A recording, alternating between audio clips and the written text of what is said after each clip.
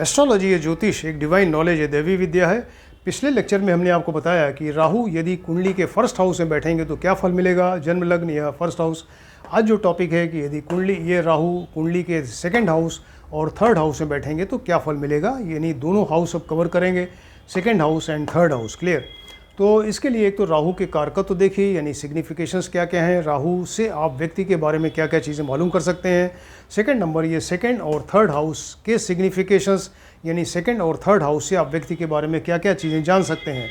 इसके बाद फिर देखिए कि यदि राहु के साथ कोई ग्रह बैठा है, कंजंक्शन, उसको देखें, या किसी ग्रह की दृष्टि है, आस्पेक्ट, उसको भी देखिए। और फिर राहु का बल, स्ट्रेंथ, पावर कितनी है, कितने डिग्री का है, ये भी देखना ज़रूरी है। और फिर यहाँ राहु किस नंबर की राशि में बैठे हैं, जो नंबर लिखा होगा उस नंबर की राशि में बैठे हैं, उसके हिसाब से अपना फल देंगे। क्लियर, उसको देखिए।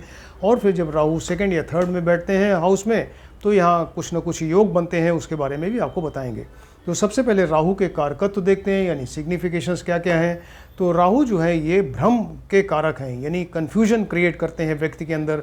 इसके अलावा व्यक्ति को चतुरता देते हैं, क्लेवरनेस, व्यक्ति बड़ा क्लेवर होता है, महत्वाकांक्षी होता है, यानी एम्बिशियस होता है, आगे बढ़ने की उसकी हमेशा एक इच्छा रहती है। इसके अलावा ये अचानक फल देने वाले हैं, सडन फल देने वाले हैं, जो अनएक्सपेक्टेड है, अचानक फल इनका मिलता है।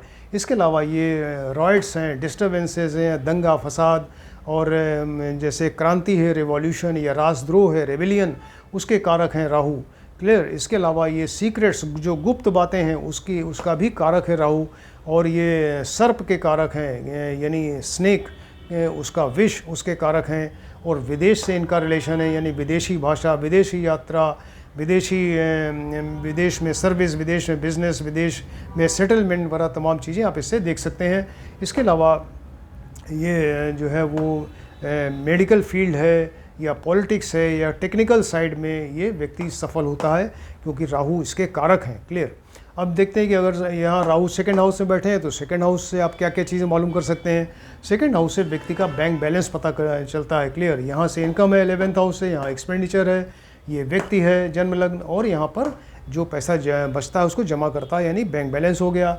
इसके अलावा व्यक्ति की प्रारंभिक एजुकेशन, जो प्राइमरी एजुकेशन, यहाँ देखते हैं आगे चल के वो किस फील्ड में जाएगा, जुडिशरी, मेडिकल, इंजीनियरिंग, पॉलिटिक्स, तमाम किस फील्ड में जाएगा, ये यहाँ से देखी जाती है।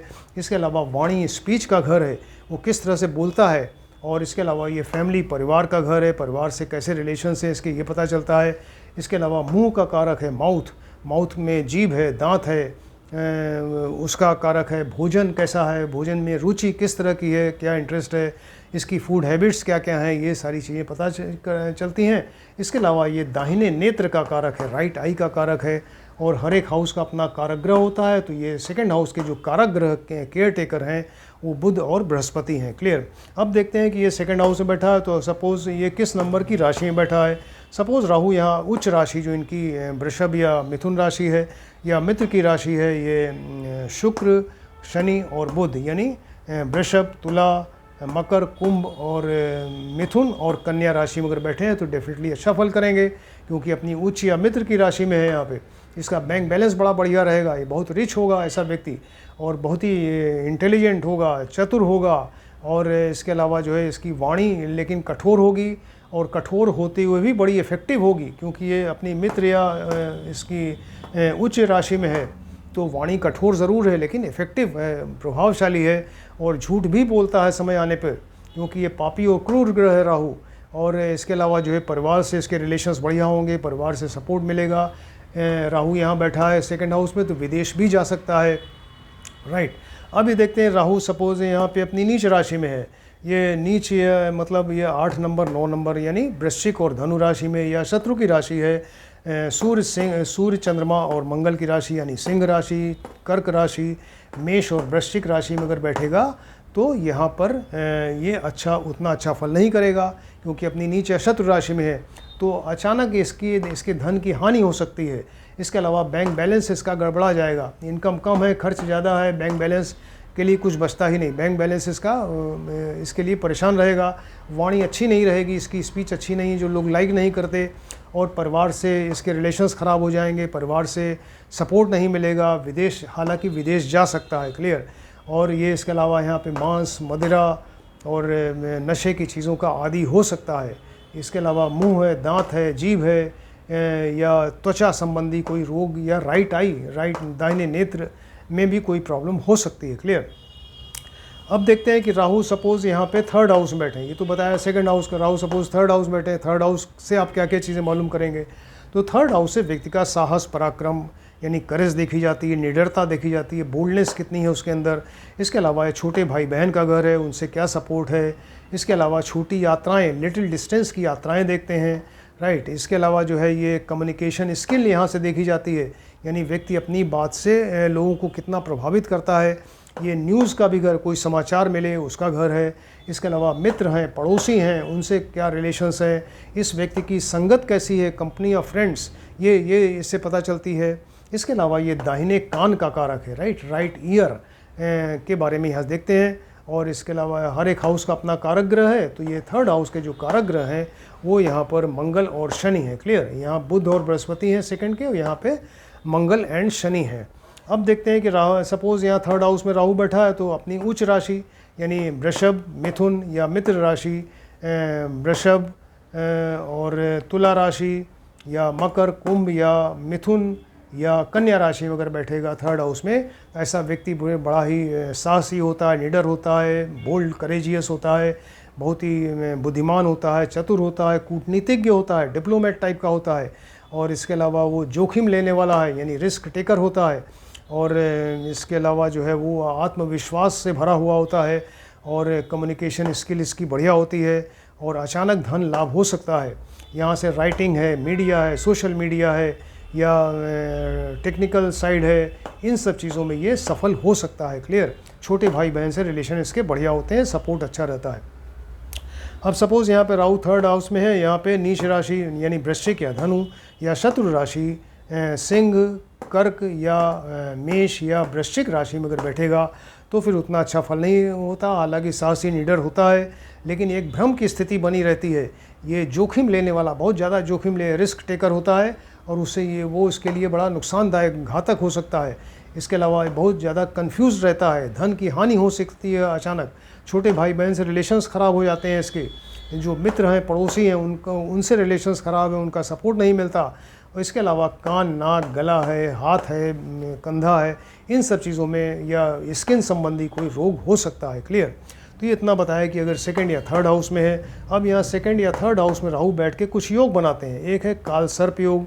काल सर्प योग तब बनता है जब राहु और केतु, राहु के ठीक सामने केतु होते हैं कुंडली में, तो राहु और केतु के बीच में सारे ग्रह आ जाएं, यानी सूर्य से लेकर शनि तक बाकी सब ग्रह आ जाएं, चाहे लेफ्ट साइड में हो चाहे राइट साइड में हो। और राहु जो है वो 1 नंबर से 6 नंबर के हाउस में होने चाहिए। राहु 1 नंबर 6 में बैठे हो, इसके सामने जो है बिल्कुल 180 डिग्री पे केतु होंगे, तो उसके लेफ्ट साइड में चाहे राइट साइड में बाकी सब ग्रह आ जाएँ तो काल सर्प योग बनता है। काल सर्प योग बनने से इसके व्यक्ति के हर काम देर से होते हैं, विलम्ब, डिले से होता है। इसके अलावा वो मेनली डिपेंड करता है कि राहु किस नंबर की राशि में है। अगर राहु अपनी उच्च या मित्र की राशि में है तो उस भाव संबंधी फल बहुत बढ़िया होगा। अगर ये अपने नीच या शत्रु राशि में है तो उस भाव से रिलेटेड जो फल होगा अच्छा नहीं होगा, उसमें ये इसको बड़ा संघर्ष, मेहनत करनी पड़ेगी। क्लियर। अब देखते हैं कि ये सूर्य ग्रहण बन सकता है, यानी राहु जो है वो सूर्य को ग्रहण लगाते हैं। सूर्य के अगर राहु प्लस सूर्य हो जाए तो सूर्य ग्रहण लगेगा। ऐसे इसको ऐसा व्यक्ति फिर फादर से रिलेशंस के ख़राब हो जाते हैं, क्योंकि सूर्य पिता के कारक हैं, तो फादर से रिलेशंस ख़राब है, फादर से डिस्टेंस रहता है, मतभेद रहता है, फादर की हेल्थ अच्छी नहीं रहती, फादर से सपोर्ट नहीं मिल पाता। क्लियर। इसके अलावा ये इस व्यक्ति को कैरियर में प्रॉब्लम है, और ये हेल्थ संबंधी भी प्रॉब्लम होती है। अब राहु के साथ सपोज चंद्रमा बैठ जाए तो चंद्र ग्रहण लग जाएगा।